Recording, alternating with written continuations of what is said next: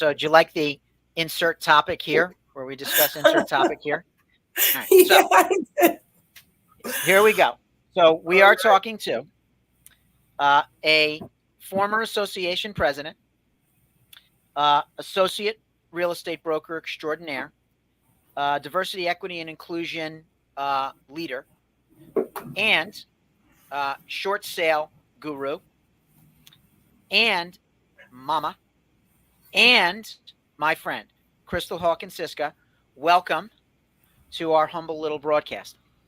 Well, thank you so much for having me, Phil. I'm pretty excited about it, actually. Okay, so there's no opening question, but I always want to know, how was your journey in real estate started? What'd you do before you did this? Because nobody majors in real estate in college that I've ever met. So, yeah, very few. Yeah. There's I think I only know maybe one or two people who actually majored in real estate and then made a career. Yeah. So I think I fall into the majority where I was doing something else and then came upon real estate. So my background actually is in communications, English, and broadcast journalism, in fact. So when yes, actually. Yes. We are fellow English degrees. Is that our? Yes, we are. Did not know that. So, and essentially I worked in public relations, doing media kits and for some not-for-profits and so forth. And I even had a job for a while working for a small accounting firm. You know how you might go to school for one thing, but you don't always end up in what you studied. And essentially I ended up making a friend who I will name Freddie Vargas. He's the reason I got involved in real estate. I know you know Freddie very well. And almost 2 decades ago, it's kind of scary to say that, he approached me and said, have you ever considered real estate? And honestly, I hadn't. I had only thought about my own experience dealing with real estate agents. And at that time, my thought was, I don't want to be a well-paid chauffeur. Yucking around showing people properties and not quite exactly listening to my clients and so forth. So there's that. Okay. But he actually encouraged me, no, take a look at this from a different perspective. One day you're going to want a family, right? And it's very expensive to live where we are. Wouldn't it be nice to cover your salary as well as your husband's if something should change? Should you have a change of life circumstance and be able to take care of your family? And at that time, I didn't have any children or anything like that. So I was like, that's a great thought. And thus started my journey in real estate. The first thing I did actually was work for a property management company in Greenwich, Connecticut. Okay. So I learned real estate from that end. Yeah. And they had the Greenwich Housing Authority, which is very different from the New York City Housing Authority, I would say. And that really was a great introduction to what it was like to run a building, to deal with tenants. I was dealing with leases, collecting rents, making sure that repairs were done on the building, also keeping up to date with some of the housing codes. So I learned it from that standpoint. And then I said, you know what? I think I can get into sales. And that's when I really worked on getting my license. And the rest is history. One thing I appreciate about Freddie is when I first started, he told me, or he had me for the first 6 months only work on co-op deals. And the reason why is he said that is the hardest entry point of real estate in terms of the transaction itself. There's more moving parts. He said, if I can master that, then the rest is gravy. And I think he was absolutely correct about that. Yeah. I mean, you stand on your head to do could be a $90,000 deal. And you work harder because there's, so many more hoops to jump through. And yeah, he was right. He was right. Yep. Was Freddie your first broker? Was he your first? Yep. Freddie was my first broker. So I did a short stint. Actually, I joined him as a salesperson with a real estate company he was with at the time. I stayed there shortly with him, and then he went out on his own, and I was his first agent.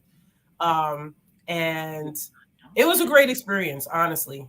It was a great experience. Okay. So you've been with Keller as long as I know you, and that's a long time. Yes. I've known you well before 2010, 2005, 6, 7, something around there. What year did you originally get licensed? So I got licensed in 2003. 2003. Is when Okay. I originally got licensed, and I joined Keller Williams in 2007, I believe. I think I'm just I just actually made an anniversary, I think, with KW. It's like was it 2007? Yeah, I think it was 2007 I joined them. Happy anniversary. Yeah, So thank you. When I consider the multifaceted work property management entails, and then I look at the commercial transaction world, it absolutely astonishes me that the people that do such wildly different things all have to sit through the same licensure class, and the licenses are identical. And there should probably be a different license for commercial. Just my observation, because it's all different. It's like a different universe, different industry. I would concur with you on that. Yeah. I think I was lucky that I went the direction I did because I bought a breadth of information of knowledge from working in property management and understanding that side. But it definitely was a very different animal to get into residential sales. Yet I think that my background definitely in the property management side absolutely helped me because it dealt with the personalities. Which is, we're still in a people business, even though this is this transactions and we're dealing with brick and mortar. People business. Yeah. So I was happy to know that. Are you licensed in Connecticut also? No, I'm not licensed in Connecticut currently. No. Oh, okay. Gotcha. Okay. So Keller Williams in 2007, right? And that's probably around the time that I met you. And of course, we're plugging along. We know, remember when everybody was talking about soft landing, right?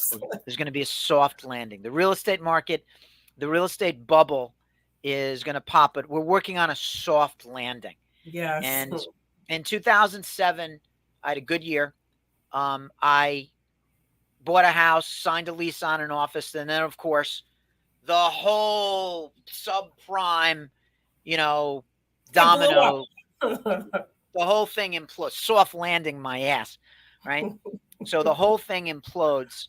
Now, the niche that I knew you at initially was short sales. Correct. Yeah. And a lot of us that did short sales did so out of necessity. It was just where the market was going. What specifically got you into short sales? Because you're still doing them. You've closed them recently. I still do them where I see them, but like you closed one recently. Yes, I sure did. And I got some more in the pipeline. So there were two things that got me involved in short sales.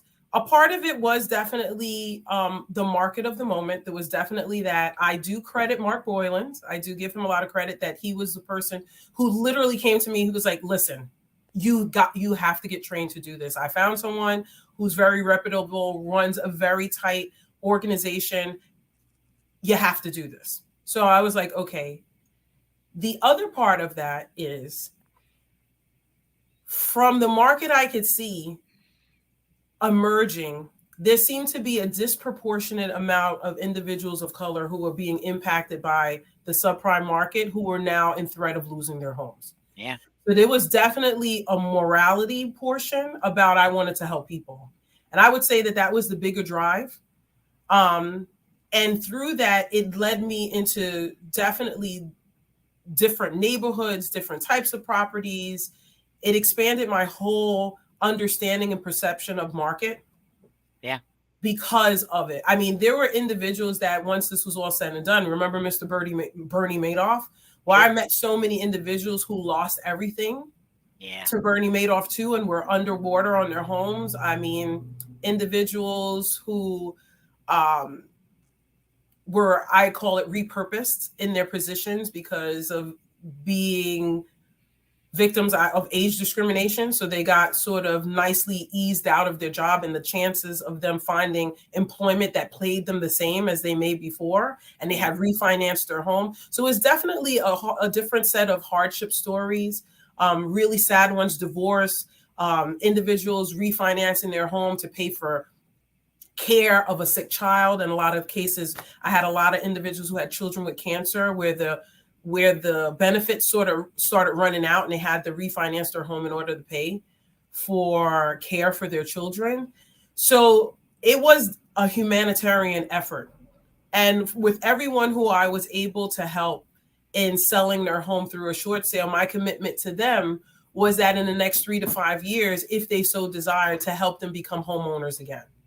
And in that, it developed sort of like a niche to the niche, which was actually going to court for my clients, not as an attorney, but as what I learned was a personal representative in stopping auctions like 24 hours before it happened and sharing with them information on the market to the judges and to some of the mediators they had in the court system. Yeah, you would accompany the people to settlement conferences, right? Correct. And talk to the referee, right?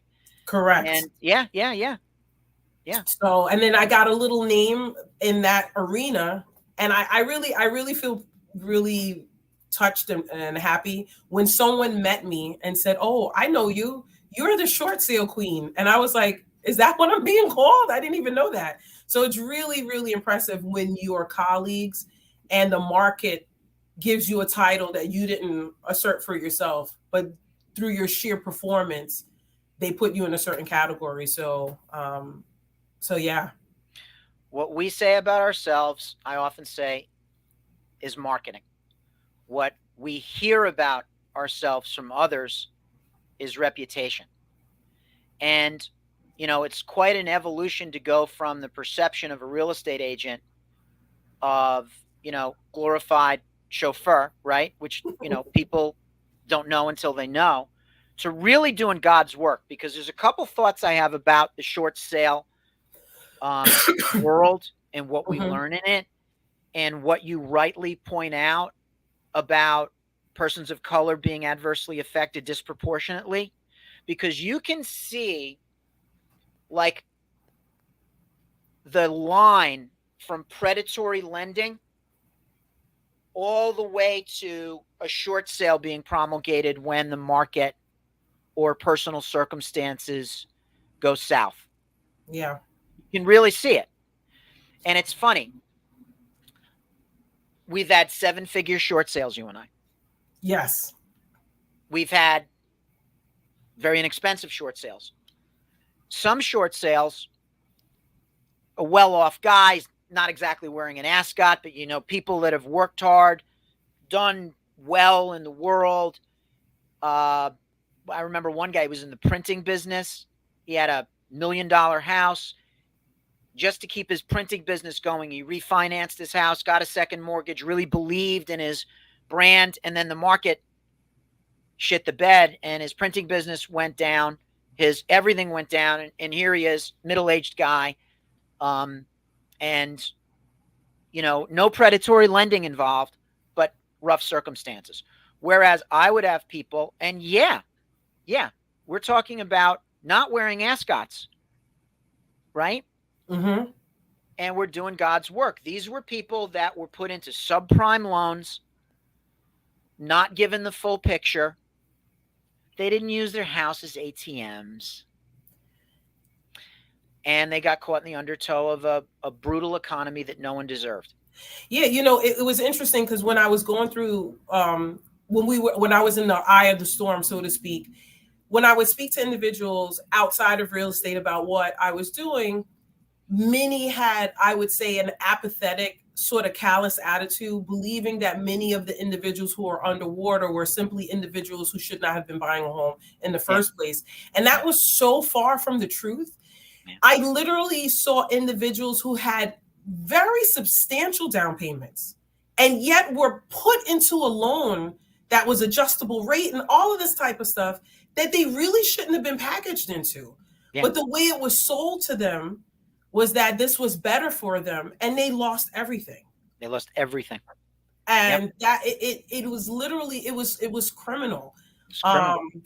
What happened in many of these cases. I mean, there were some people who were in over their head, and yet it had to do with education on owning a home. And simply, if they had been educated, and they still could have been put into a different mortgage package, that Absolutely. they would not have gone down that specific route. Like it, especially since the interest rates was still so low.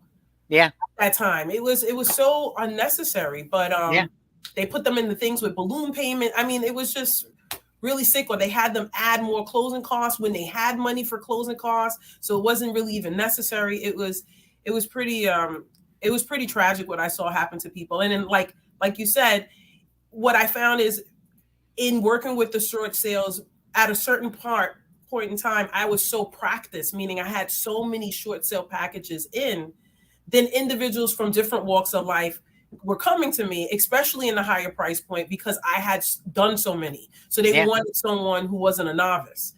And like I said, that's how I met somebody too, who he was a stockbroker but lost his job. Another one, their business went down. Another one was a dentist. And then he got sick. I had a person who was a heart surgeon, but he himself had a heart attack and so no longer could practice surgery. So his income, like all he could do was teach. And at that point, like it could not even nearly cover what his salary was, even teaching in med school. Like it, you know, his life just took a total turn, and many individuals like that. So the stories behind short sales are, in my experience, some of the most compelling real estate stories that I have ever run into. I had one guy who was a World War II vet, lied about his age, got in the Navy, and was on the USS Missouri when the Japanese surrendered. Oh my goodness. And like you said, his wife got sick. He refinanced the house that had long since been paid for. Oh, by the way, this is another cool thing about this guy. His son went to high school with who's the guy? Oh, you're gonna know. Dream On. Dream On, that sang the song Dream On? Yeah. Oh, you mean from Led Zeppelin? Is it Tim, help me out here. Who's the guy? This is going to drive me crazy. I'm having a senior moment here. I'm not having an aneurysm though. We're not have a stroke on the Dude Looks Like a Lady. Is another one of their songs. Oh, you took Mick Jagger? Is that Dude Looks Like Steven Tyler? Yeah. So his Steve son, Tyler, Aerosmith. Here we go. He introduced me to his son, who was clearly disabled, and that was another issue that he had. So his son had a bad drug trip back in the 70s, but he used to jam in that basement with Steven Tyler. Oh my goodness! In that basement of that house, because Steven Tyler is from Yonkers. Stories we learn. So yeah, real estate agents that do short sales, to me, are doing, and I'm not even exaggerating, they're doing God's work. And you remember that time we were driving down to the city to go to the Chase short sale symposium or whatever they were having. And that was really surprising to me, because at that point, my attitude about the banks and short sales was they were far unnecessarily too adversarial. And you guys get up there, and remember he said, an exit with dignity. Yes. Yeah. And just about everything those guys said was reassuring, except the part when we said to them, what do you do when a BPO comes in at an absurd number? He's like, yeah, I can't help you there. Yeah, I know, right? Yeah, which we still deal with, yes. Sorry, can't help you with the high BPO. Okay, so short sales to a large degree kind of saved both of our bacon, because it was, like you said, it was the market of the moment. It was really the market of the Olympiad. It was the market of the 4 years, you know? Yes. And Mark Boylan, that reminds me, I wrote him down because we gotta get him on here. Do they come any better?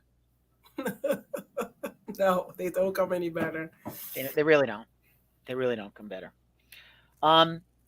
Then we're fast forwarding here. seem to recall you got a little involved with the Real Estate Association. Yeah, I got a little involved. So, what was first? After years of, actually working in the business, for quite a long time, and my broker of present, Gary Leogrande, had been encouraging me to get involved in the industry of real estate, which is a little bit different. It's not just the day-to-day. It's what keeps us employed. It's homeowners' rights. It's tenant and landlord rights. It's land use. It's many different things. And he thought that I would be a great voice. And at the time, I think like a lot of people, I'm like, I don't think I have the time. I got to make money. Right? I have to focus on like basically having a practice. And so I did lift my head up and I said, okay, well, you know what? I am going to volunteer my time to the association. So it started as me applying to be one of the board of directors. That transitioned into me becoming a secretary and thus an officer of our association, which then further went on for me to become the president of our association.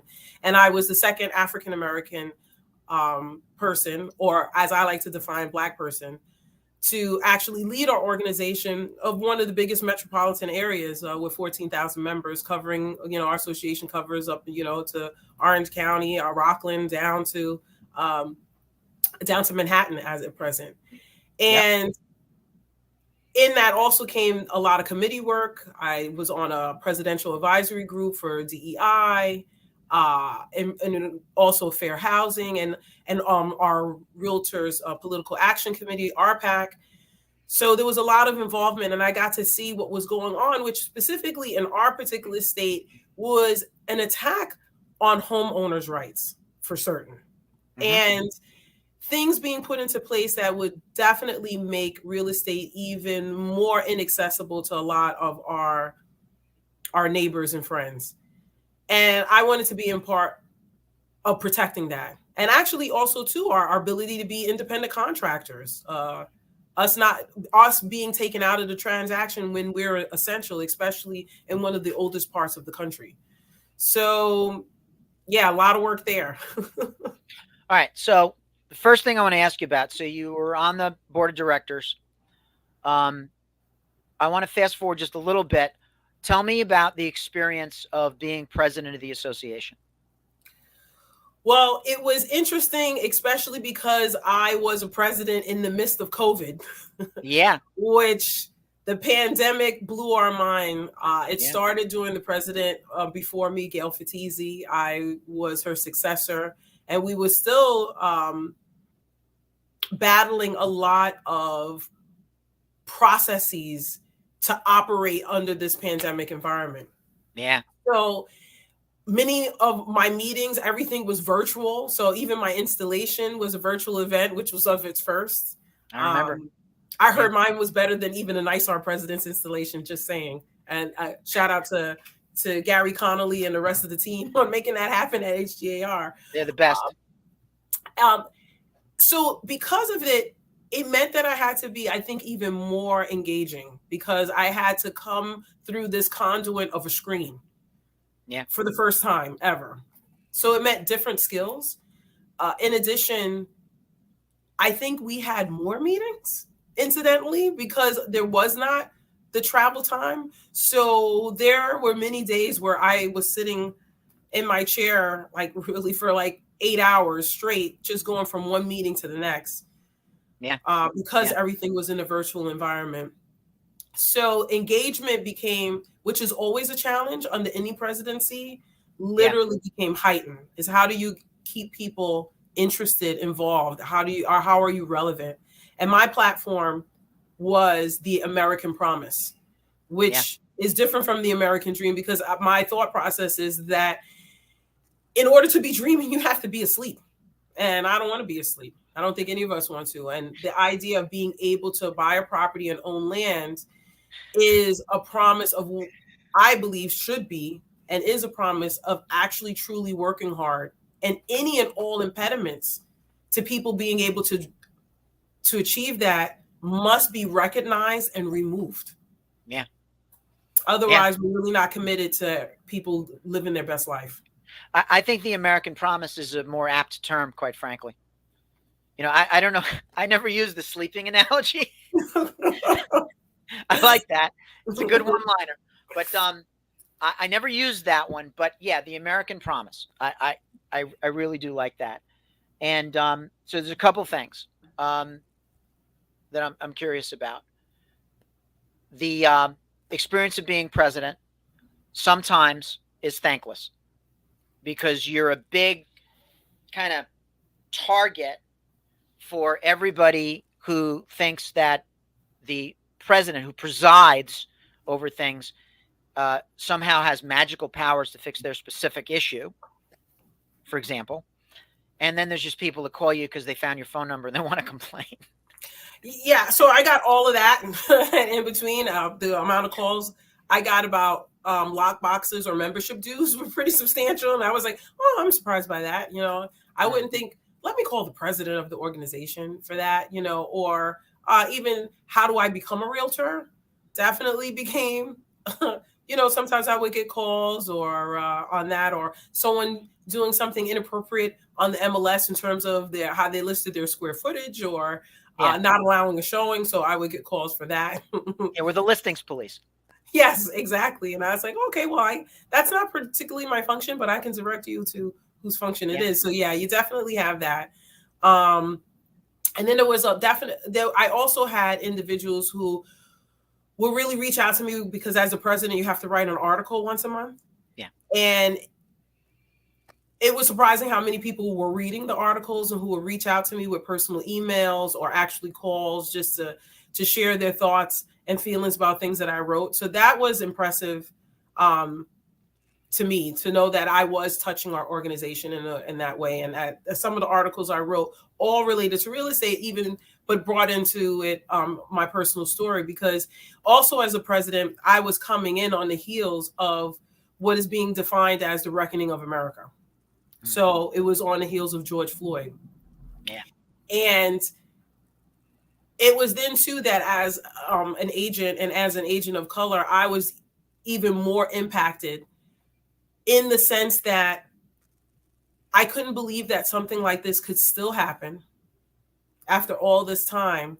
And it was a moment in time where America's attention wasn't filled with so many different distractions or the hurried anxieties of life. Yeah. So you had an apt audience to watch what happened. And regardless of what you believe about it, still a person died. And it made me really say, like, I have to go to the next level in my own personal life and mission to make this a better America for myself and my children and for my children's children and my friends. Yeah. So I believe, if I'm not mistaken, you also were president when the Newsday story broke, or you came directly on the wake of the Newsday story.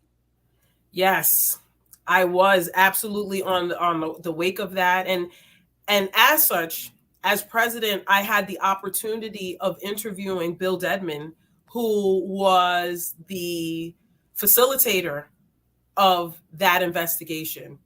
And we were able to have an apt dialogue about what is still happening in real estate, which is discrimination based upon race and ethnicity. Yeah. And it was apropos and pretty poignant that it still is happening in a state that is considered a very liberal state and a very diverse state, but yet nearly 50% of the time, Blacks or African Americans were being discriminated against. In the high 30%, Latinx or Hispanics, and nearly 20% of Asians. Yeah, this would still happen modern day. It's like it's not 1965. This is not the 1800s. This is right now. Right now. No, this is it was 2019. Yes. So you can't say, oh, that's back in the olden days. No. And to see my colleagues steer was heartbreaking. What I thought was even more poignant was that some of those agents were actually people of color themselves. Yeah. Okay. So, and also being able to interview Richard Rothstein as well, because we did actually a summit about fair housing, and Bill Dedman, as well as Richard Rothstein, the color of law, were my guests. And Richard Rothstein outlining that it's not a fabrication, it's not a myth, it's not conjecture, it's not a ploy from the far left of liberalism. It's a real government policies that were put into place that facilitated and orchestrated segregation in the United States. It's not make believe. So when Absolutely not. Yeah, when we have this conversation about systemic racism, that was a system in which racism was executed in disenfranchising a group of people. Yeah. In a year where when we were kids, we thought we would be like the Jetsons, where we thought that we are living in a year where as kids, we thought the future would be like on TV, like in 2020, we're gonna, cars. Yeah, our cars are gonna fly. They're gonna be fueled by banana peels and tin cans. We're all gonna be together and post this and everything like that. And no, it was just like going back to another time, another sad Jim Crow level of time. And I think what made it more insidious was the fact that they were so blasé about doing it. They were so comfortable about doing it. And I got to tell you, as a broker, to see some of the brands defiantly double down on the events instead of saying, whoa, okay, yeah, this is bad. We take responsibility for this. This agent is no longer with the brand. We're going to retrain all of our agents. It's on us. Some companies did that, but some companies were like defiant and like it's entrapment and it's out of context. There's like 500 or 300 hours of video. Yeah. Show me the lack of context. Yeah. Yeah. Right. And the thing is too, when I looked at some of the agents and the comments they were making, they really, some of them, although misguided, they really thought they were being helpful. And that's the thing that was like, whoa, they thought they were being helpful. No. And in it, like we can batter agents all day, but it really was a social commentary. It was. Right? It's a social commentary because there's what realtors do, but there's also consumer expectation. So that's why the issue of racism and diversity is a bigger issue in terms of our perception of the world. So a lot more education has to happen because even though we're licensed professionals, realtors are still members of the public. Yeah. And so there's like a bigger charge in terms of educating the public as well as holding our members and licensees accountable. So let's talk about that. So one of the consequences or one of the downstream events that came out of this is that the structure of diversity, equity, and inclusion, long overdue, became center stage, at least in our association, and I think certainly in the state. Okay. DEI at that point was, one of those acronyms we'd hear about. And it was, from where I sit, and let me tell you, when I'm in a closed room, when you look like this, they think it's okay to say anything to you. And I just, observe. But DEI, I can tell you 10 years ago was a fringy, hippie kind of compensatory justice type of abstract, ultra liberal thing.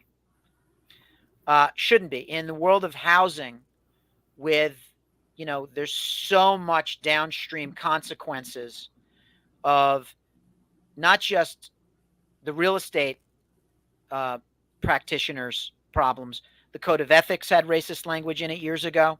Right. FHA guidelines had racist language in them up until Fair Housing Act in the mid-'60s, right?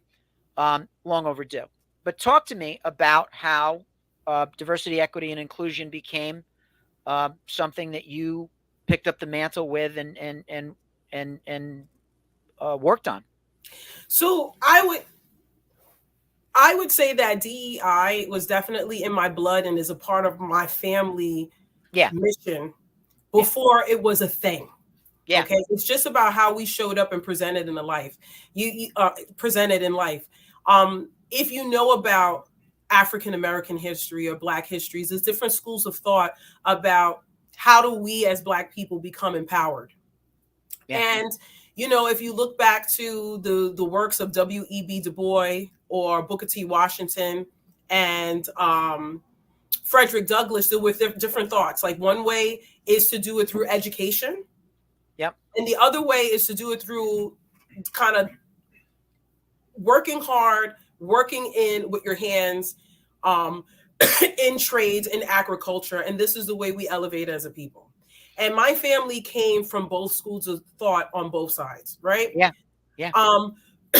So it's how we chose our career. It's the rooms we chose to be in. It's the it's where our interests, like our interests weren't just in things that would be sort of defined as Black, like who even made up these definitions? It's like challenging that, like who gets to say what's Black, right? Who gets to say that? Like if I listen to opera, does that make me less Black than anybody else? Right? So it's in that we're being sort of disruptors and actually presenting ourselves was really the mission was that I'm an American first and then I'm a Christian, right? And to actually lead with that sort of mindset and everything else will fall into place. So I'm going to add another name to your list there because he's had a big impact on me is James Baldwin. James Baldwin. Yes, I am not your Negro, right? So, and the works and looking at the speeches and when he went to England, like all of this stuff was contextually in my family. My family was a lot about education. My grandfather on my dad's side was an educator teaching English in a time where that was not really a Black possible thing to do. Right. It wasn't right. It was, and it was a very different time. So he was revolutionary in his space. Right. What did he teach? He taught English. My grandfather on my father's side. Right. And locally, like around here? Yeah, actually down in Harlem. Got Harlem. It. Okay. Yes, Gotcha. It's where he taught. And then my grandfather on my mom's side, he worked for Con Edison. And my grandmother on my mom's side was one of the first individuals of color on the Board of Education for New York City. Really? Yes. So that's in my blood. But I didn't necessarily tout that as like a label. I just news lived to me. You certainly haven't touted it because it's news to me. Right. So these are things that, so not everybody really knows that. But when this happened, it meant that I had to come out in a different way. Because for those who don't know that it's an issue because it's not their reality, how do I bring it into the present to help them understand that this is not a philosophy in the terms of a theory, it's a reality. So I had to bring reality. Right. I had to bring my own story, like to bring my own story and say, my grandmother and grandfather on my mom's side served our country in World War II. And when the GI Bill came out, it was not available to them because they were Black. That's not a hypothesis, that's real. And that made a difference in where my grandparents could live. Yeah, that changes the whole trajectory of generational fate. 110%. You can't say out of one side of your mouth, you reap what you sow, and then deny the consequences of that kind of bullshit. Yeah. So it's oftentimes I hear individuals say, well, you know what? Well, we worked hard. And and at times that becomes like a euphemism as to say a whole group of people, Black people didn't work hard. I'm like, but consider this, consider getting a degree and getting your PhD and not being able to use it because you're Black. What is that? Has absolutely nothing to do with work hard. You're working hard and then you're being denied access, right?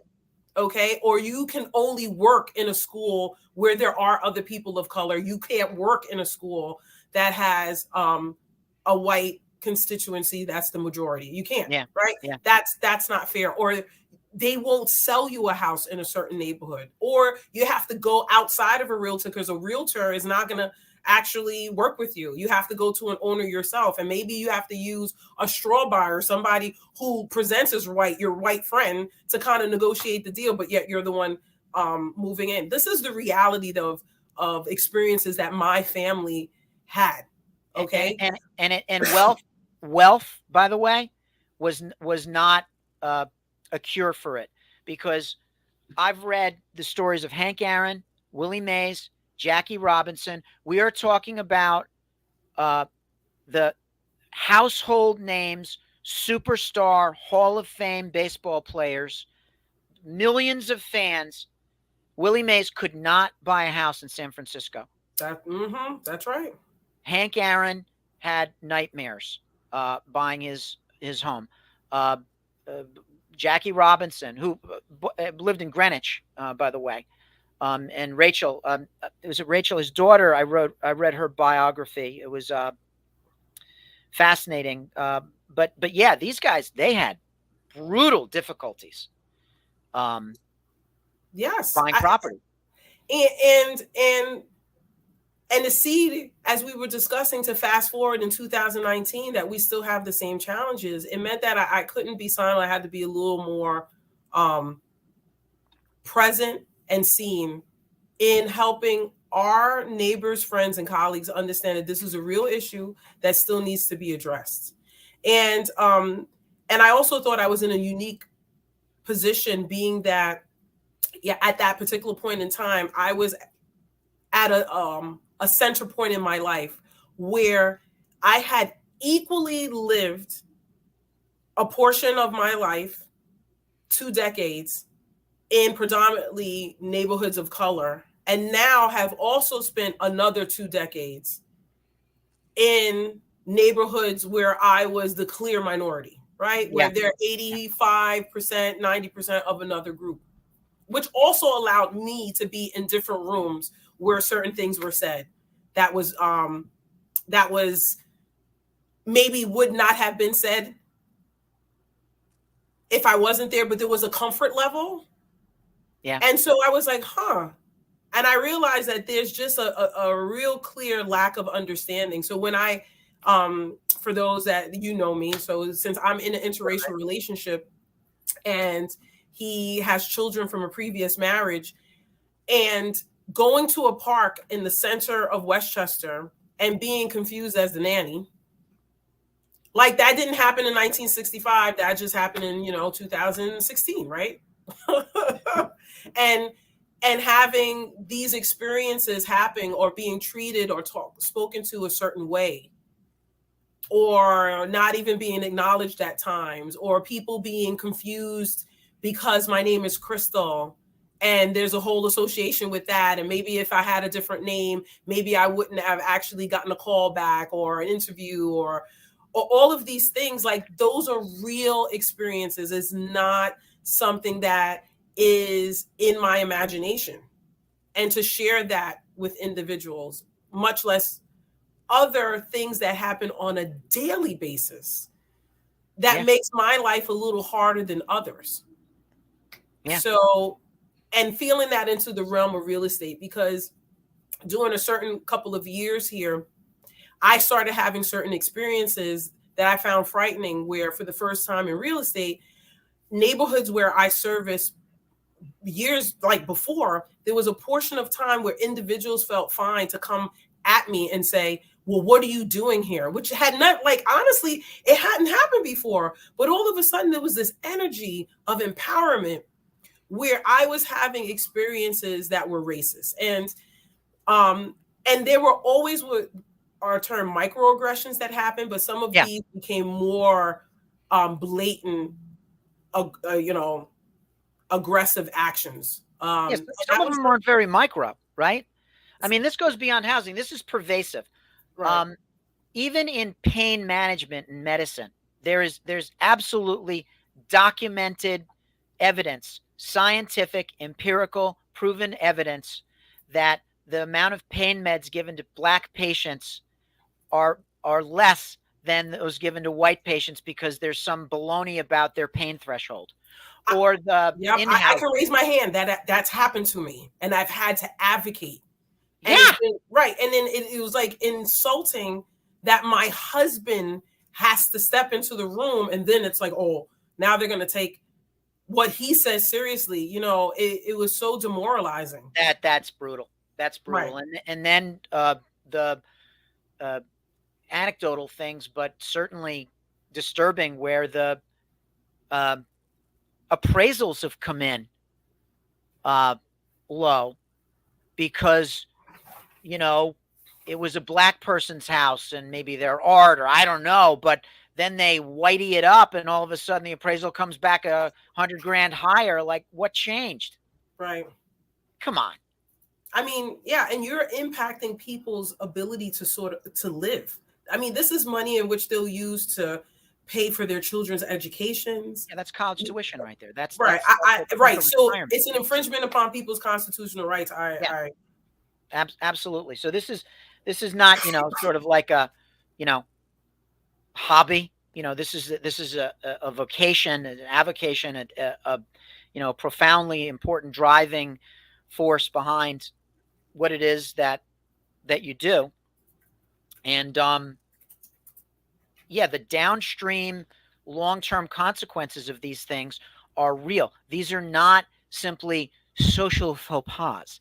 These are generationally affecting matters, because, you know, if my grandfather had an extra $100,000, what would that be in today's dollars? Right. What would that be? What would that be, honestly? So what is your current role with DEI, with the association? So we've had a DEI person for, I think, 2 or 3 years now. Yeah, so it's just about 2 years, and his name is Fredemir Garcia. We actually have an officer working as staff for the Hudson Gateway Association of Realtors, and we were really the first to implement that in New York State. And that's going to be where the hope is. That's going to be a trend and an adaptation for all the associations as we move forward in this landscape. And so, to the commitment of bringing more diversity into our association, I have been appointed as the New York State Diversity, Equity, and Inclusion Officer, and this is first of its kind. And it's a committee, and the committee consists of representatives from every association in our state. And the goal here is to help individuals understand the difference as well as the similarities between diversity, equity, and inclusion and fair housing, because they're two different issues, but they work intrinsically with one another. As we move into this changing landscape, which is our country and our state. So there are studies that show that by 2045, the United States of America will be a minority majority. So that means that our clients and customers will be almost half and half individuals of color. How do we service those groups? And it's not even just individuals of color, because a part of the education of diversity, equity, and inclusion is that it's not just about Black and white, which is the framework in which a lot of Americans tend to think about diversity. It's also ethnicity. It's also religion. It's also gender expression. It's gender orientation. It's family structure. It's abled. It's differently abled. And to make sure that we're having these conversations and that the right people are at the table actually weighing in, so that the needs of all are being met. And that if there are barriers, what are we doing to remove those barriers so that everyone truly has equal opportunity? So there is this concept, though, that's out there that, you know, we believe in equal opportunity, but not necessarily equal outcome. And I think on the surface, that's understandable. But if you don't understand the intrinsic association between the barrier, then you don't understand that equal outcome is not even possible. Yep, that's correct. It's not possible. if there's certain barriers in place, because we haven't even gotten to equal opportunity yet. Yeah. Right. So we do have to look at the lead, the lag indicators in terms of what's actually been able to be achieved and experienced, what the outcomes are, to actually look at what the precursor or the circumstances are that might be interfering with those outcomes. Right. Well, I got to tell you, I think they've got the right person on the job. It's trite to say that you're passionate about this. It really is. It's a silly understatement. But I think it goes back to how you share that this is really in your professional DNA. Going back to just how the market of the moment, short sales, which is kind of like a business decision. But, oh, by the way, this is helping more people in the community who need it, people of color, victims of predatory lending, etc., kind of evolves over time, and not too much time, really, 10, 15 years, to running the state association's program to make people aware of this. And I kind of think you're the right person at the right time for this. That's for damn sure. I feel honored. I feel honored by you saying that, because it's a tough space. It means that we have to have uncomfortable conversations. And I think that the talent, if you would permit me, that I feel that I bring to the table is that this is not about shaming people. No, of course not. Education, right? I mean, it's about education. It's about a conversation that leads us to action, where we feel comfortable working together. And not everyone has the skill set to talk about uncomfortable things without being condescending or aggressive. And I think that I bring to this a level of passion and understanding that I truly believe everyone is my equal. And so when you truly internalize equality across the board, when you talk about hard things, I think it conveys a different energy that I see you. And what I'm inviting you to do is to see me. And let's work together to accomplish something that's better for all of us. Yeah, absolutely. And it does raise the tide for all boats. All boats get risen. Mm-hmm. All right. So I'm going to talk about something else that you're passionate about, perhaps even more passionate. And that is you are a mama. One of the great things about this is seeing you preside over association meetings with a baby. Yes, I know. I ran a lot of meetings with so crumb snatches on my leg, which was definitely a surprise and a curveball. So I don't mind sharing, because I find that is more strength in doing so, to struggle with infertility, as I have. And for those who are warriors out there, my heart goes out to you. I'm with you, a sister in arms. And so we went through the path of, fostering and adoption. So essentially, the curveball upon becoming president is I had a baby dropped in my lap in the midst of it. And then that turned into two babies. And there is no greater love than to love a child. I tell you, if you haven't had the experience, you can't compare it to anything. You can't compare it to anything. And definitely some of the things that happen to your body, to know the power of nature and what a body can do, even if you haven't given birth, that allows you to be a caretaker and to bond with that child, is absolutely exceptional and brings you into the space of God. That is what I can say on that. It's pretty intense. And so I have two little crumb snatchers, that to watch them every day, the little things that they do. I mean, if you blink, you miss it. If you blink, you miss it. And I mean, I'm glad I'm a little older.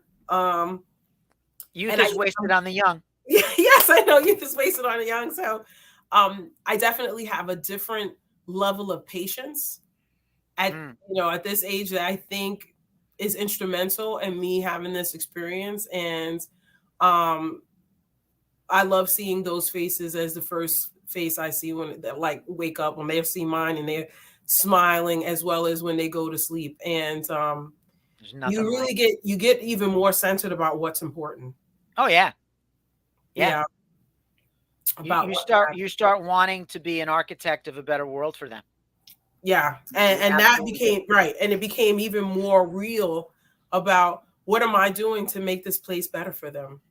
Yeah. What am I doing? Yeah. I have to do something. So what you have articulated what I have observed, which is the joy you take in being a mom is something that I can look at like a beautiful sunset. It is just the greatest thing.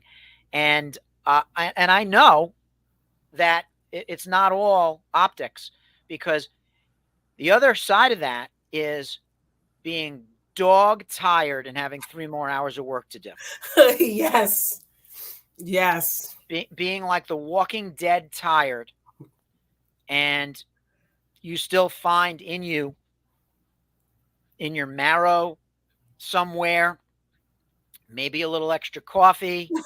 Definitely a little extra coffee. Cry a little bit, whatever you got to do. But to just deal with, it's the happiest kind of tired there is, but there is a tired that goes with this that is really hard for me to imagine that, generations ago, or even my mother and her friends, where like they were all alone. Yeah, hello. I think about that. My mom was my dad was in a position that my mom was a stay-at-home mom for most of our life. And I think about even just doing that, like two kids at home all day, every day. But she was very disciplined. I mean, and not necessarily having the help, like you said, or some of the modern conveniences, because we grew up in the city, and for a time we didn't have a car. So I think about my mom having my brother strapped to her, and then me, and lugging strollers on trains and buses to go where she had to go, or hailing like that, next level, and still having dinner on the table and the house clean. Yeah. Right. And then I look at my mother-in-law, who had 5 kids, all under the age of 7 at one point. Could you imagine? And no nanny. I actually can, because we had 4 under 6 at one point. But that's like Olympic level like performance right there. And that's why I want to thank you for allowing us to have date night. And I'm gonna use your services again, and stepping as a friend and being a babysitter. Happily do it again. Allison wasn't able to make it that night, but Kat did. And I will. I had more fun than you did. I think so. I really did. I had more fun. So this is the kind of grandpa I want to be. I'm going to share this with you. It's probably going to be a long time before I'm a grandpa. But when I am a grandpa, I'm going to go to my kids and say, go to bed, and I got this tonight. So from midnight to 6, I'm on shift. And because hopefully at that point I will not have to wake up at 8 a.m. or 7 a.m. Right, exactly. Right to bed. But I would be grandpa night nurse. I think would be the best thing a grandpa could do for the kids. So I told you that this would go by quickly. Yeah. And it shot by. It is now noon. How do we reach you? Oh, there we are. Tim. So yes, if you want to reach me, you can email me at crystal@crystalclearre.com, and my telephone number is 914-309-2851. And I make real estate crystal clear. So yes, you do. Yes, you do. And you're still an associate broker with KW, right? Yes, I am. And you are one of the finest licensees that I know. You're one of the great leaders in our industry, and I don't mean like locally. I mean, you are one of the great leaders in our industry, and I'm honored that you came on today, and let's do lunch again soon. Oh yeah, I would love that. That would be awesome, man. All right. Thank you so much. We will do that. Thank you. All right, Timothy, take it away.